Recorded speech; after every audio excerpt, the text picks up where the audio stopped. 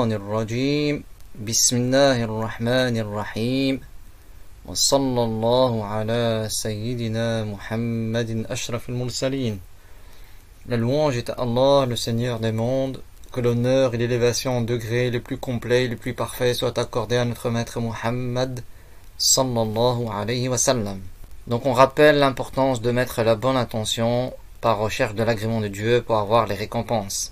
Donc aujourd'hui, Inch'Allah, nous parlerons d'un sujet important qui est la zakat, et plus particulièrement la zakat de al-fitr, la zakat de la fin du jeûne. Donc l'aumône obligatoire, la zakat.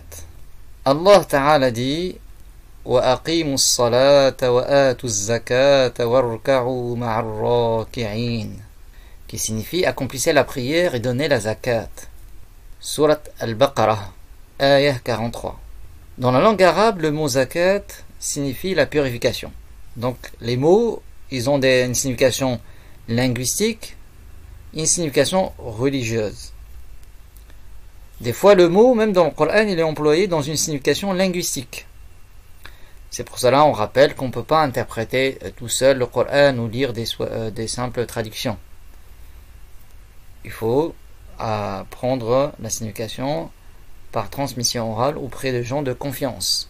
Donc dans la langue arabe, le mot zakat signifie la purification et l'accroissement. Selon la loi, c'est le nom de ce que l'on paye sur un bien ou sur le corps, de façon spécifique. Sur le corps, c'est la zakat de la fin du jeûne. La zakat a été appelée ainsi parce que les biens s'accroissent par la bénédiction du versement de la zakat, et parce que celle-ci purifie des péchés celui qui la paye.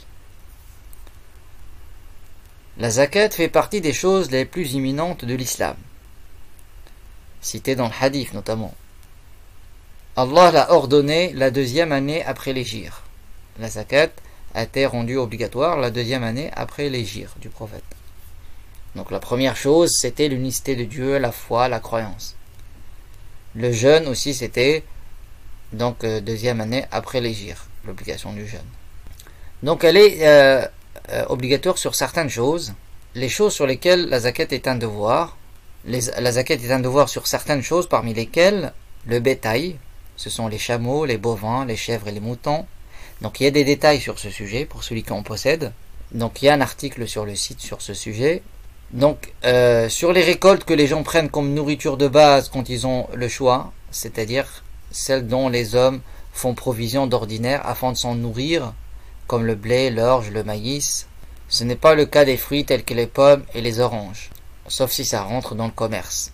Les fruits, la zakat est obligatoire sur deux sortes d'entre eux, les dattes et les raisins secs.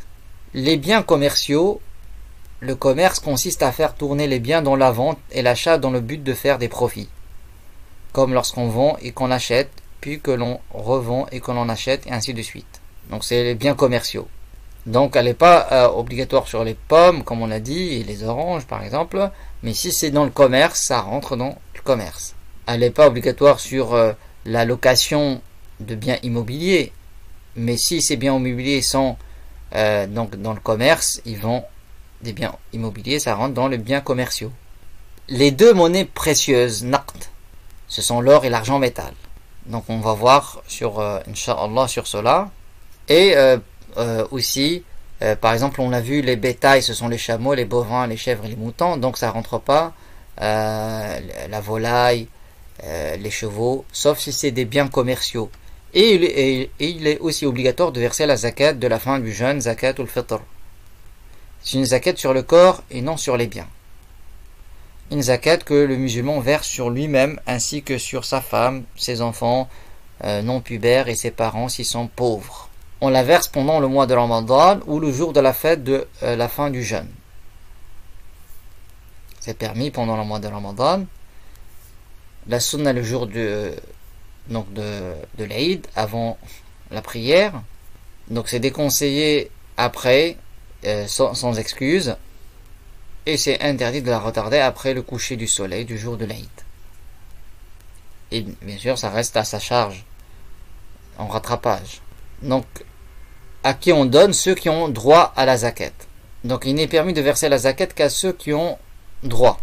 Ce sont les 8 catégories de gens que Allah Ta'ala cite dans le Coran honoré, dans la ayah de Surat At-Tawbah, ayah 60. إنما الصدقات للفقراء والمساكين والعاملين عليها والمؤلفة قلوبهم وفي الرقاب والغارمين وفي سبيل الله وابن السبيل فريضة من الله والله عليم حكيم. Donc ce qui signifie, certes, les aumônes obligatoires ne sont destinées qu'aux miséreux, aux pauvres, à ceux qui travaillent au service de la zakat, aux nouveaux convertis, dont le cœur est à raffermir, comme on va voir, fir riqab, aux endettés qui ne peuvent pas s'acquitter de leurs dettes, aux combattants bénévoles et aux voyageurs qui n'a pas ce qui lui permet d'atteindre sa destination. Surat At-Tawbah. Donc les miséreux, donc ça se donne à des musulmans. Donc de nos jours, ce sera souvent les miséreux ou les pauvres, parce que les autres catégories, on les rencontre beaucoup moins. Les miséreux, ce sont ceux qui ne trouvent pas la moitié de ce qui leur suffit. Al-Fuqara. Ils ont besoin de 10 pour vivre, donc des besoins de base décemment, et ils ne trouvent même pas la moitié de ce qu'ils ont besoin pour vivre. Ils trouvent moins que 5 par exemple. Les pauvres, ce sont ceux qui ne trouvent pas la totalité de ce qui leur suffit pour vivre, mais on trouve tout de même la moitié, c'est-à-dire ils trouvent la moitié ou plus, mais moins de ce qui suffit. Al-Masakin. Ceux qui travaillent au service de la zakat, ce sont ceux que le calife a chargé de collecter la zakat sans rémunération. Al-Amiluna alayha. Donc avant, il y avait le calife, il gérait cela et désignait des gens. Ils ont le droit s'ils ne sont pas rémunérés. Les nouveaux convertis, ce sont ceux qui sont entrés récemment en islam et dont la ferveur est encore faible. Ou bien ceux... Donc on leur donne pour les renforcer, leur ferveur, leur attachement avec les musulmans. Ou bien ceux dont on espère en leur donnant la zakat que leurs semblables entrent en islam. C'est des gens d'un certain rang dans leur peuple et on leur donne la zakat pour inciter d'autres à rentrer en islam, des gens qui sont leurs semblables. Fir riqab, donc là aussi, c'est une catégorie. Les endettés, ce sont ceux qui ne peuvent pas s'acquitter de leurs dettes. Al-Gharimun. Ils sont endettés et puis ça arrivé à échéance et ils ne sont pas capables de rembourser. Les combattants bénévoles, ce sont des combattants bénévoles dans la voie que Allah a agréée, comme ceux qui défendent les pays musulmans avant. Donc fi sabilillah, donc ça désigne dans le Coran, la plupart du temps ça désigne ces gens-là, les combattants. La signification fi sabilillah ne couvre donc pas ici tous les actes de bienfaisance. Donc c'est pas valable pour construire donner la zakat pour construire une mosquée ou un hôpital ou une école, parce que ces choses-là on profite le pauvre et le riche. Donc faire attention à ceux qui utilisent la zakat en dehors des voies donc qui sont spécifiées dans la religion. Le voyageur, Ibn Sabil, c'est le voyageur qui n'a pas sur lui de quoi pouvoir atteindre sa destination. Il est arrivé à l'endroit où il y avait la zakat et il n'avait pas les moyens pour continuer son voyage. Bien sûr, on donne priorité aux pauvres.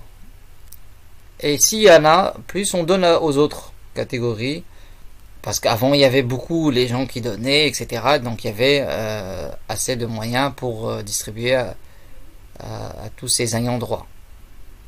Donc, les conditions de la zakat, il y a deux sortes de conditions pour la zakat, les conditions d'obligation et les conditions de validité. Donc, on va revenir. Donc, la personne va donner directement. Le mieux, c'est de donner directement. Elle peut mandater quelqu'un de confiance qui va donner aux ayants droit directement le bien. On n'envoie pas par internet la zakat, parce que c'est mélangé après.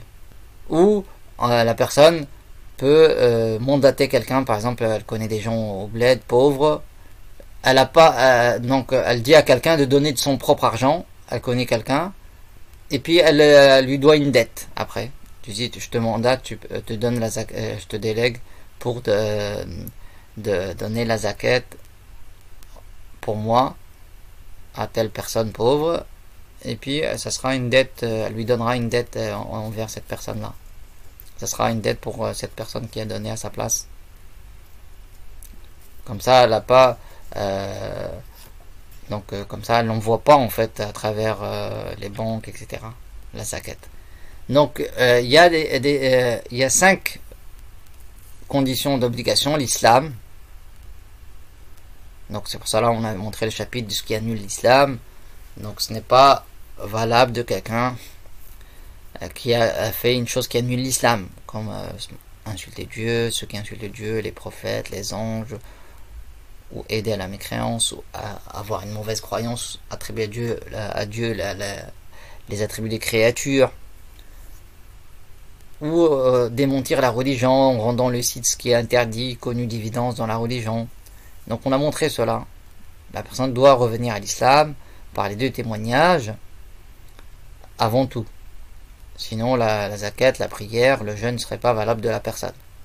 Donc il y a l'islam, la liberté, la propriété à part entière du bien,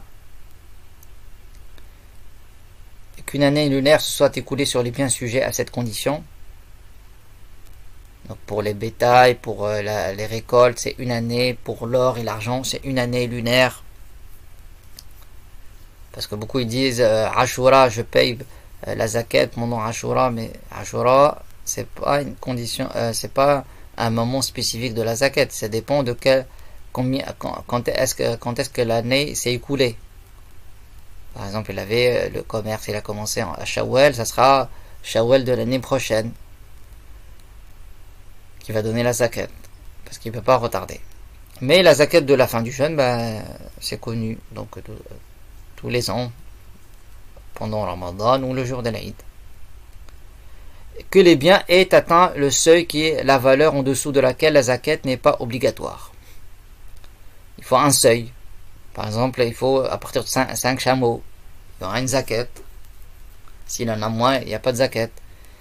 Telle quantité d'or ou d'argent, on va voir. Donc, de plus, concernant le bétail, il est aussi une condition qu'il ait été mené en pâturage dans un herbage libre et qu'il n'ait pas été affecté à une tâche comme le labour.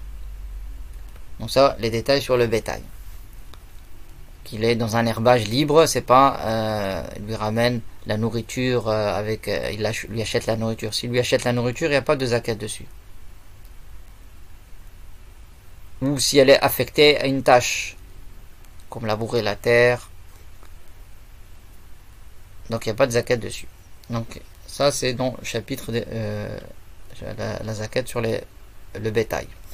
Parmi les conditions de validité de la zakat, que la zakat soit versée à ceux qui ont droit. Ce sont les 8 catégories citées précédemment. Comme on a dit, on ne donne pas n'importe qui la zakat. Faire attention, beaucoup de gens sur internet, ils ouvrent comme des sociétés ou des associations pour ramasser la zakat, et puis souvent ils l'utilisent, ils vont donner une partie aux pauvres, une partie soi-disant pour les frais, ou pour payer des gens, des employés, ou faire des banquets, tout ça c'est pas valable.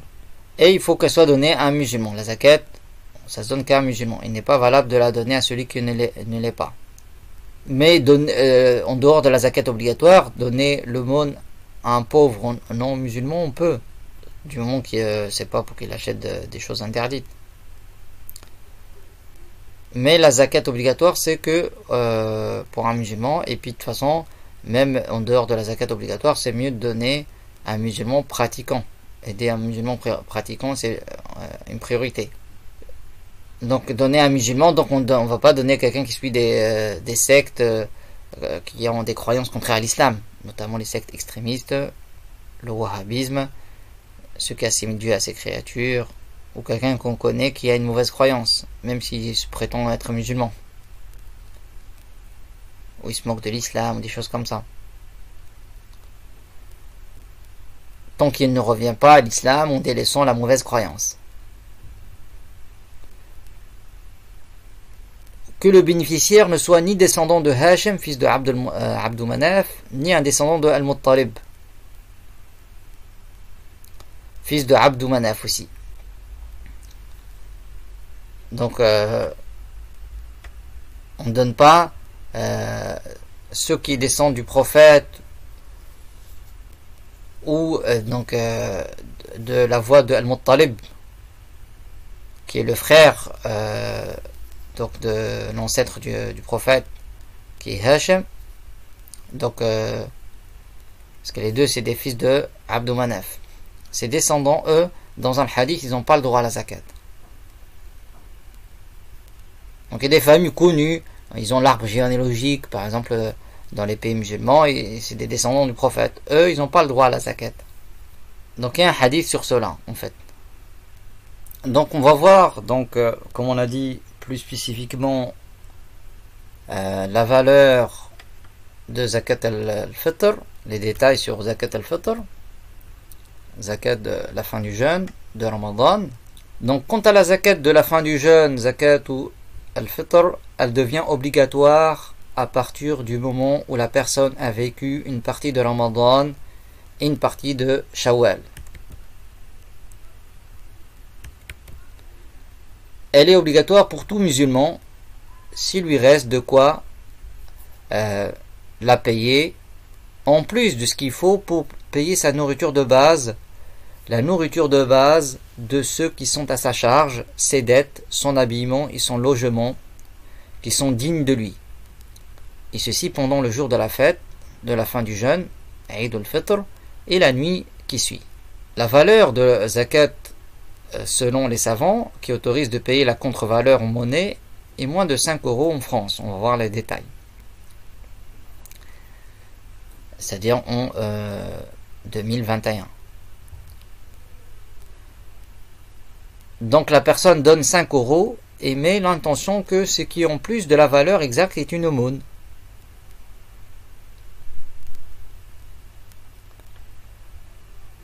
Donc, comme on l'a dit, elle va donner sur elle-même et ceux qui sont à sa charge, son épouse, ses enfants en deçà de la puberté, et donc même le nouveau-né en fait qui est né donc pendant par exemple le dernier jour de Ramadan et rester vivant jusqu'au jour de l'Eid. C'est pour cela ils disent une partie de Ramadan, une partie de Shawwal. Shawwal c'est le mois après Ramadan.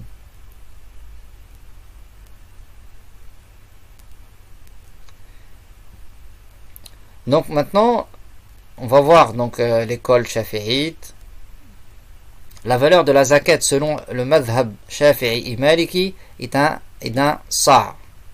Sa', c'est-à-dire de 4 mouds de la nourriture de base la plus couramment consommée dans le pays, tel que le blé, et le moud est le plein des 2 mains jointes pour des mains de quelqu'un d'apparence moyenne.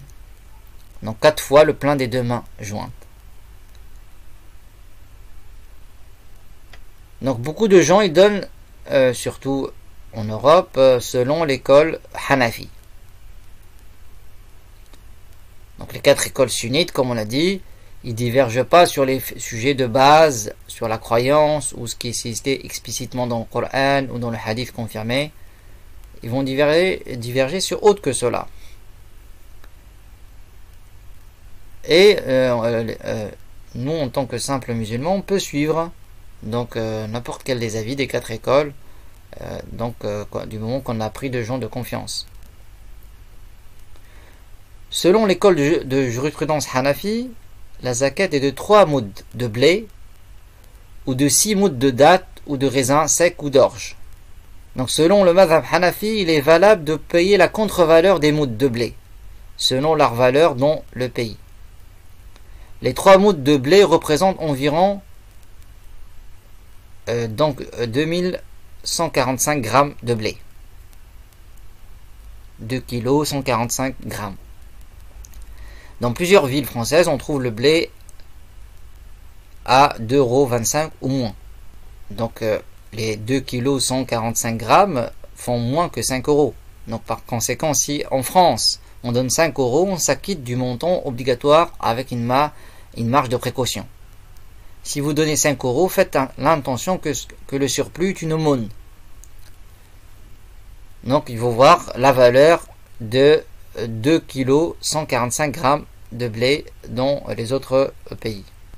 Où on donne selon Shafi'i, Maliki, le 4 fois le plein des deux mains jointes pour de quelqu'un d'apparence moyenne. Donc de la nourriture la plus couramment consommée, comme dans certains pays c'est le riz, dans d'autres c'est le blé.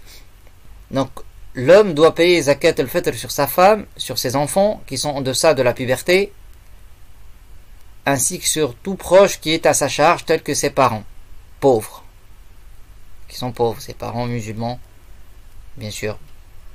On donne sur la zakat que sur des musulmans et à des musulmans. Il n'est pas un devoir de payer zakat al-fitr sur un non-musulman. Il n'est valable de la payer sur l'enfant pubère qu'avec son autorisation. De même, ce n'est pas obligatoire chez les Hanafi de payer la zakat sur l'épouse. Donc pour payer sur elle, il faut son autorisation.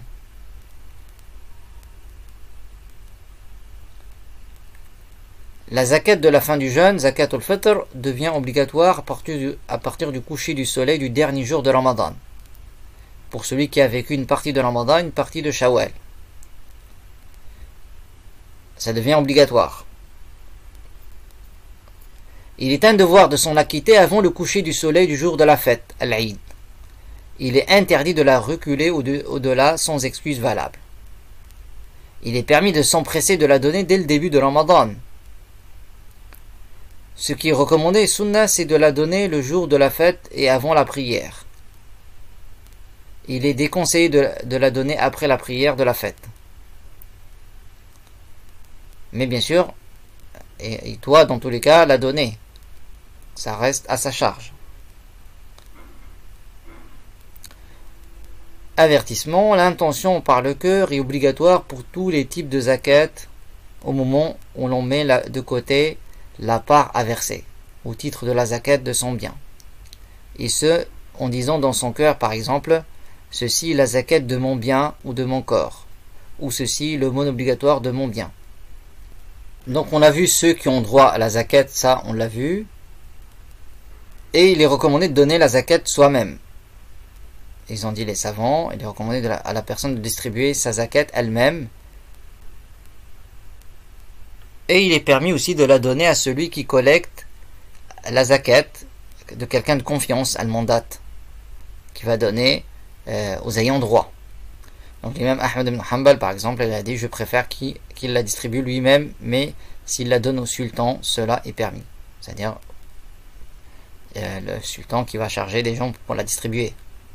Donc les savants de l'islam sont unanimes qu'on ne donne pas à un riche qui a sa suffisance, disposant de ses biens de base, à savoir la charge de ceux qui sont à sa charge, l'habillement, le besoin de logement, etc. Donc le prophète alayhi salatu wassalam, il a dit innaha la tahillu li ghaniyin wa la li qawiyyin muktasib, ce qui signifie certes la zakat n'est pas licite pour un riche ni pour celui qui est fort et capable de travailler. C'est un hadith qui a le degré de sahih. Donc la zakat obligatoire, ça se donne qu'aux pauvres, pas aux riches. Alors d'autres dons, on peut donner au dehors de la zakat, on donne aux pauvres et aux riches. Et le prophète a dit elle est prise des riches d'entre eux et rendue aux pauvres d'entre eux. Donc faire attention à ceux qui prennent la zakat, ils organisent des banquets et des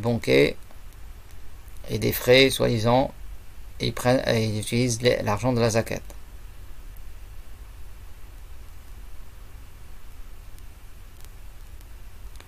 Et dans le hadith sahih, on apprend que deux hommes étaient venus auprès du messager de Allah sallallahu alayhi wa sallam pour lui demander de leur donner une part de la zakat.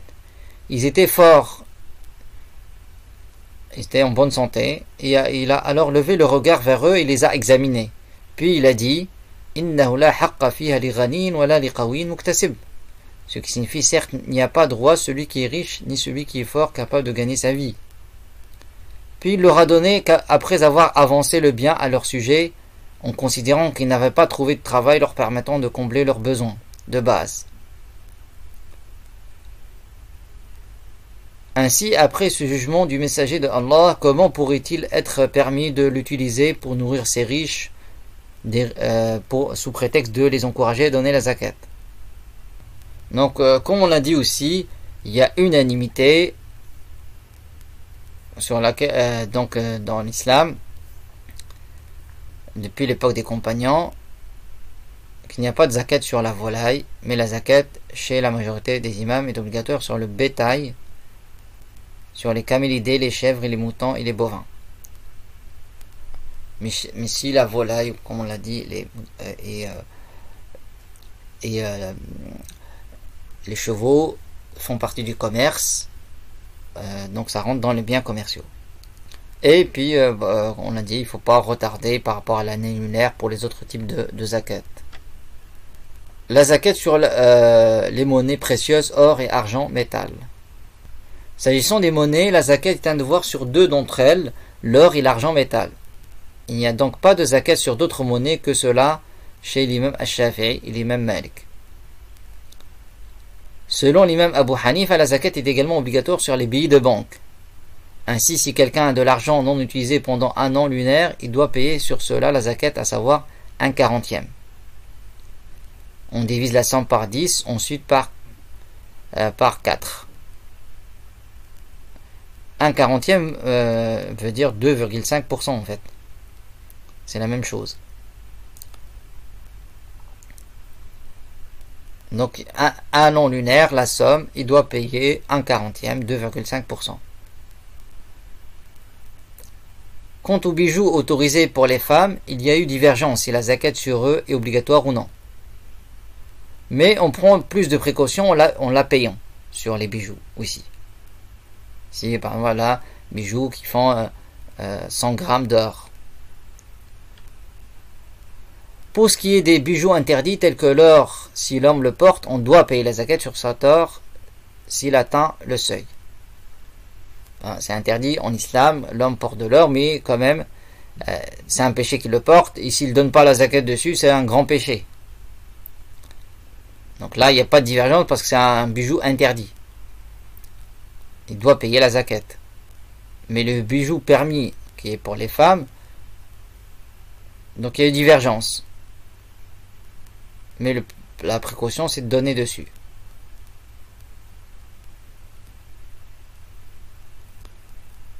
Allah Ta'ala dit وَالَّذِينَ يَكْنِزُونَ الذَّهَبَ وَالْفِضَّةَ وَلَا يُنْفِقُونَهَا فِي سَبِيلِ اللَّهِ فَبَشِّرْهُمْ بِعَذَابٍ أَلِيمٍ.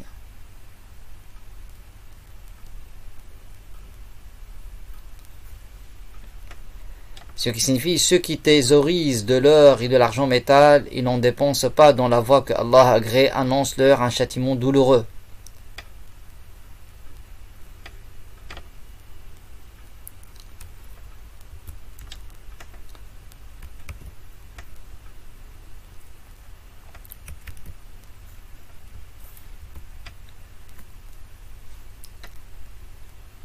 Pour que la zakat soit une obligation sur ces deux monnaies, il y a des conditions parmi lesquelles le seuil, an-nisab.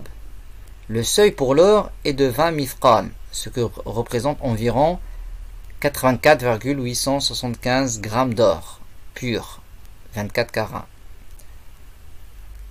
soit environ 97 grammes d'or, 21 carats, et d'environ 113,17 grammes d'or, 18 carats. Le seuil pour l'argent métal pur est de 200 dirhams islamiques, soit environ, donc c'est proche de 600 grammes, 594,125 grammes,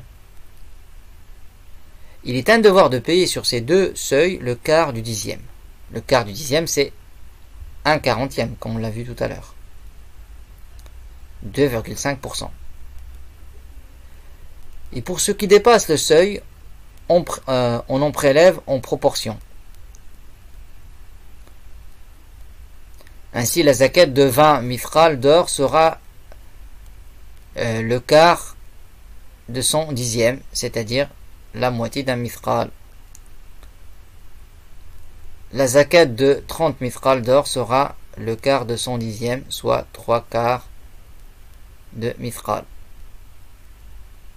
La zakat de 200 dirhams d'argent pur sera le quart de son dixième, soit 5 dirhams. Et la zakat de 300 dirhams d'argent métal sera le quart de son dixième, soit 7 dirhams et demi. Concernant les billets de banque, l'argent, selon Abu Hanifa, on considère le seuil de l'or ou de l'argent métal selon ce qui est le plus profitable aux pauvres. C'est-à-dire, si on a une somme donnée qui atteint le seuil de l'or en premier à cause de sa valeur actuelle, on utilisera ce seuil pour ainsi sortir la zakat. Et si on atteint le seuil en premier avec l'argent métal à cause de sa valeur actuelle, donc on utilisera ce seuil pour ainsi sortir la zakat. Donc selon quel seuil d'or ou d'argent, selon les valeurs actuelles, on va atteindre le premier. On fait comme ça parce que c'est ce qui permet de donner la zakat aux ayants droit.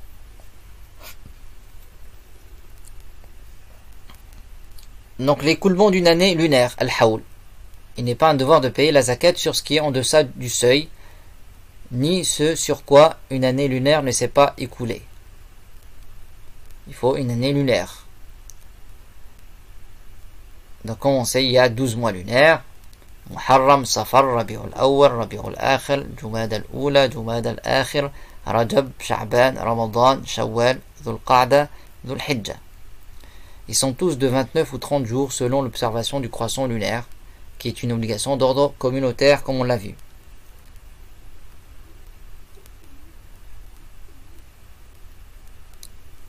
Donc c'est une obligation pour que les musulmans observent. Il faut 2 personnes de musulmans dignes de confiance, adl, pratiquants, etc., pour confirmer le début, excepté pour le mois de Ramadan où l'observation d'un seul musulman digne de confiance suffit. Donc ça, on l'a vu par rapport au début de Ramadan.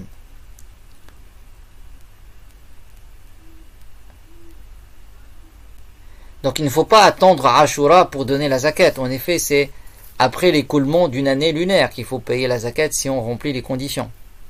Si ça c'était Ashura, le début, on a eu la somme ou le bien commercial, on a commencé le commerce à Ashura, ce sera Ashura. Mais si c'est Shawwal, c'est une année lunaire.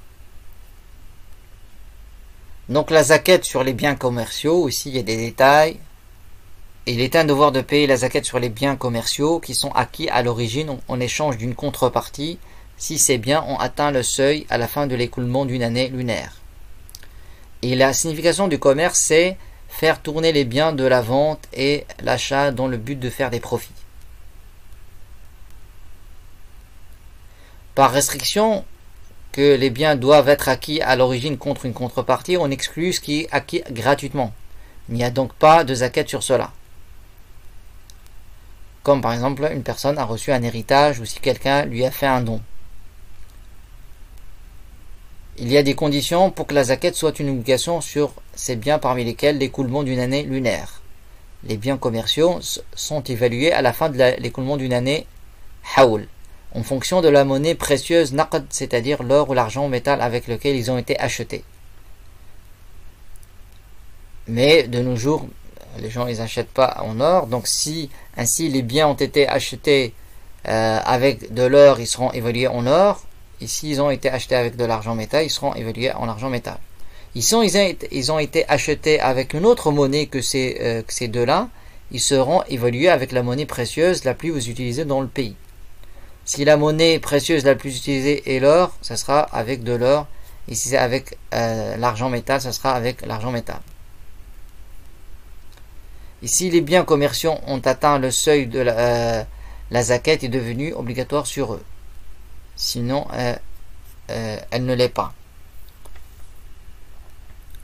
C'est-à-dire, on va évaluer avec la monnaie la plus couramment utilisée, comme en France, c'est l'or. Donc, on va voir le seuil de l'or. On a vu 84, environ 84 grammes.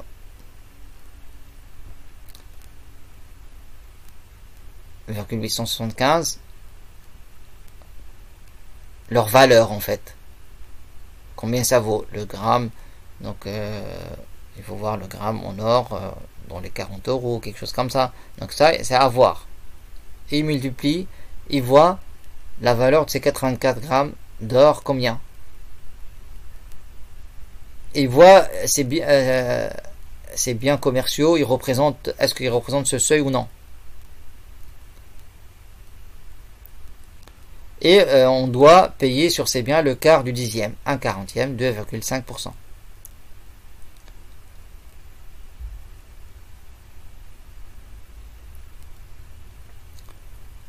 Donc de plus, dans l'école de l'imam Ash-Shafi'i, il est un devoir lors du versement de la zakat de donner l'or même ou l'argent métal même.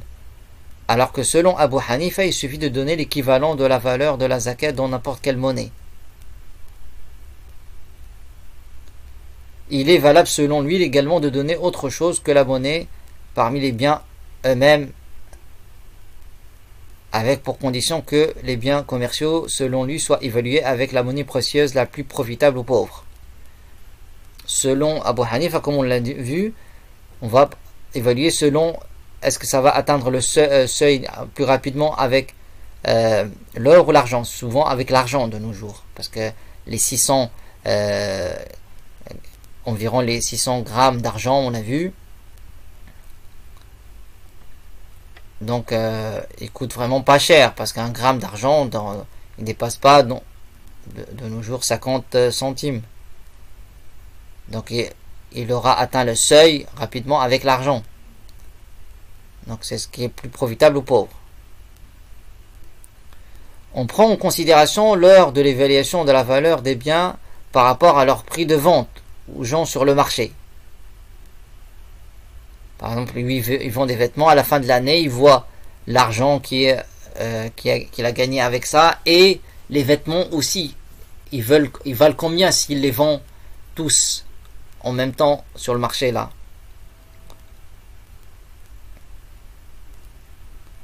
Il voit tout ça, est-ce que ça atteint le seuil, donc là en l'occurrence le seuil de l'argent métal. Il va donner le quart du dixième, 1/40 ou 2,5%, c'est la même chose.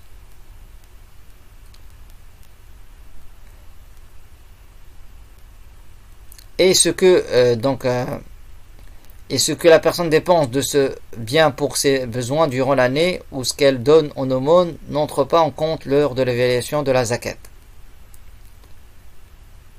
Ce qu'elle a gardé pour dépenser, etc., elle a dépensé, ça ne rentre pas dans le calcul de la zakat.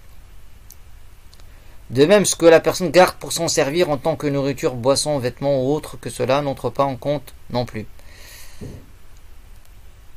Et comme on l'a dit, on évalue la valeur des biens, leur valeur, si on les vendait d'un coup, en gros. C'est-à-dire, il dit, s'ils vendent tous ces vêtements-là, ça vaudrait quoi dans le marché? Il ne voit pas combien il les a achetés. C'est à ce moment-là, combien ça vaudrait sur le marché, s'il les vendait tous. C'est-à-dire pas au détail, en fait. Que l'intention de pratiquer le commerce ne soit pas interrompue avant l'écoulement d'une année lunaire.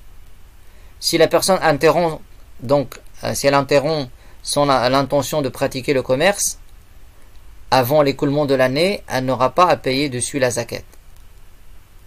En revanche, si elle interrompt l'intention de pratiquer le commerce après l'écoulement d'une année, elle devra payer la zakat pour l'année qui s'est écoulée. Et en ce qui concerne le futur, ces biens auront perdu le statut de biens soumis à la zakat. Quant aux biens commerciaux qui constituent une dette, la zakat est obligatoire sur eux chez l'imam Ash-Shafi'i. Mais chez l'imam Abu Hanifa, on déduit la valeur de la dette de celle des biens commerciaux lors de l'évaluation de la zakat s'il n'est pas capable de la rembourser.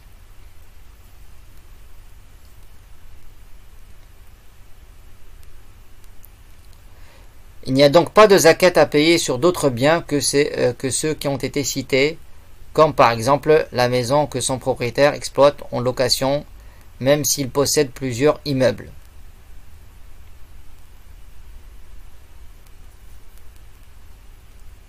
Mais sauf s'il les vend, ça rentre dans le bien commerciaux. De même, celui qui a une voiture, qui loue aux gens ou qui l'utilise pour son usage personnel, il n'est pas un devoir de payer la zakat sur elle. Il en est de même pour les machines que l'on trouve dans les usines qui sont utilisées dans la filature, la couture ou autre que cela. Il n'y a donc pas de zakat sur ces machines car elles ne sont pas exploitées pour la vente et l'achat dans un but commercial. Mais s'ils vendent les marchandises, les machines, donc ça sera des biens commerciaux.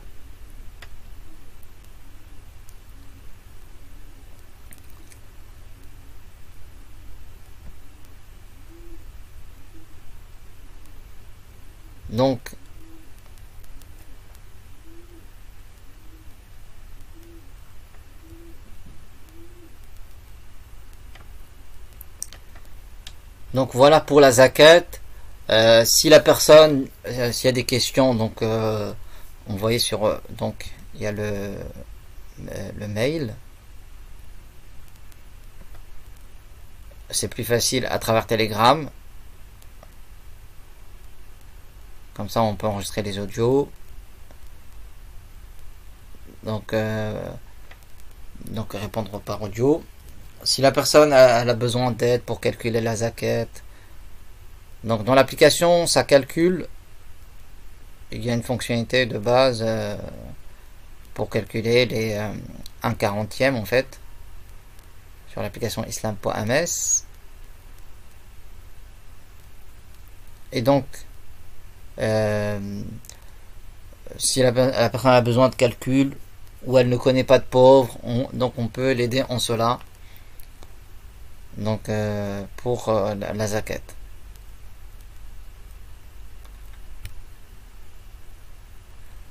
Voilà, donc on continue avec la langue arabe.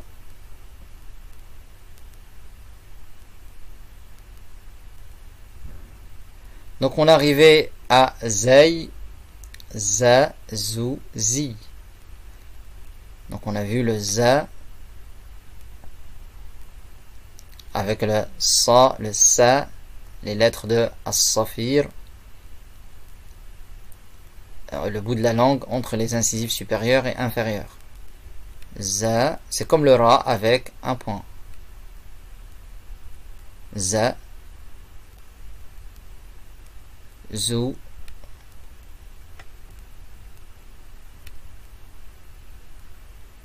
Dhamma, Zou, Zi. C'est presque un quart de cercle. Kasra. Et donc, elle ne s'attache pas avec la lettre qui suit. Donc, Za, Zou, Zi, Iz.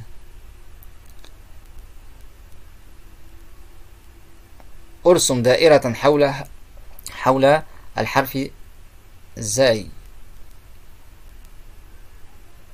Donc dessine lettre autour de la lettre zay.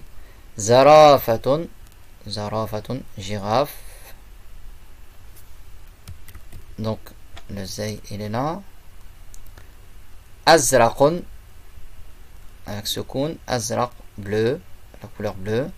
Zahratun, fleur. Zabibun, raisin sec. Mazra'atun, ferme. Za'irun, visiteur. قفاز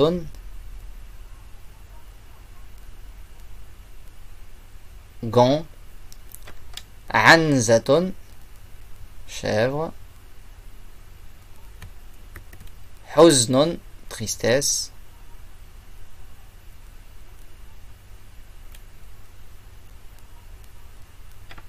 Non. زجاج زجاج vert. زربية tapis. مزمار flûte. زفير expiration.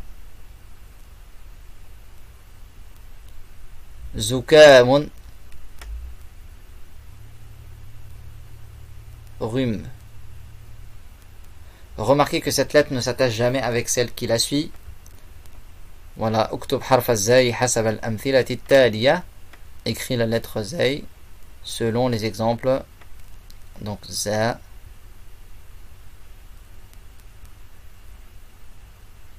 zu, zi. Za, zu, zi. Donc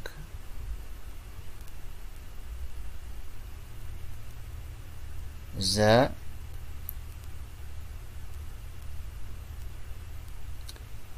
zu, zi.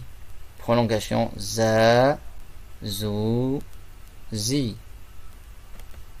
Donc je montre la prolongation za avec le alif. Za,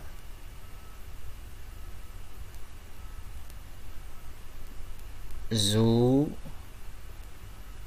zu avec le waw, la prolongation. Dhamma. Et le zi avec le ya.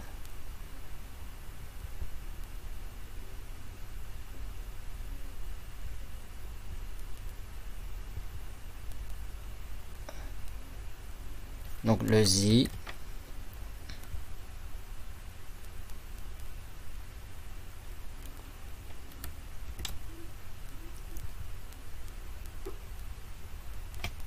Zi. Za, zu, zi.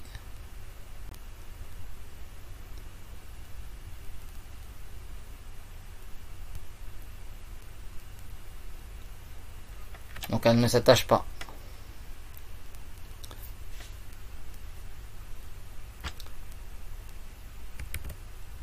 Donc voilà, bienvenue, révisez.